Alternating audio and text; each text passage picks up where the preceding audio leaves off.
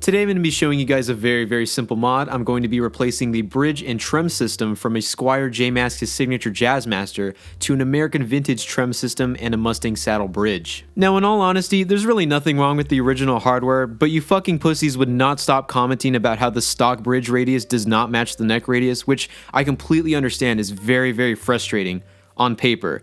However, after owning and playing this guitar for over a year, I have had absolutely zero issues with the bridge. String height and string spacing has never been an issue, and it's always been very comfortable to play.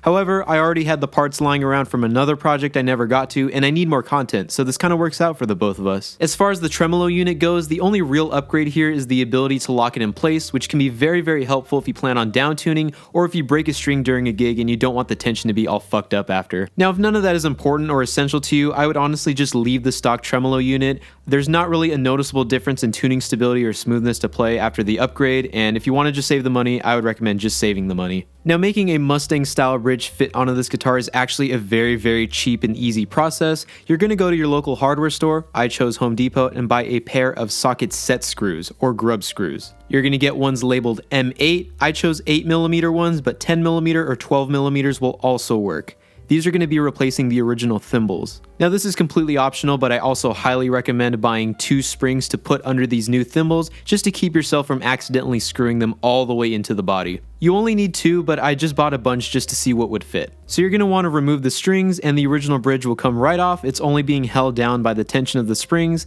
and then you could just easily remove the thimbles by hand. Or you could also use a flathead screwdriver if you're a pussy. Now go ahead and grab your 2 springs and put 1 into each hole, and then put 1 grub screw into each hole with the socket facing upwards so that you can screw it pretty far into the body. If you're thinking of a dirty joke right now, there's something wrong with you. The Mustang style bridge will drop right in and you would just adjust the height to taste. It may take 1 or 2 times of putting the guitar all the way back together and then noticing that the grub screws need to be screwed in farther, or you might get it right on the first try. If you got it perfectly right the first time, then go fuck yourself. I had to do this like 3 times, it was really annoying. As for the American vintage tremolo system, it screws right in perfectly. If you happen to have a model where the screws don't perfectly line up, you should be able to just screw it in anyway, and it'll sort of fix itself as you screw it all the way in.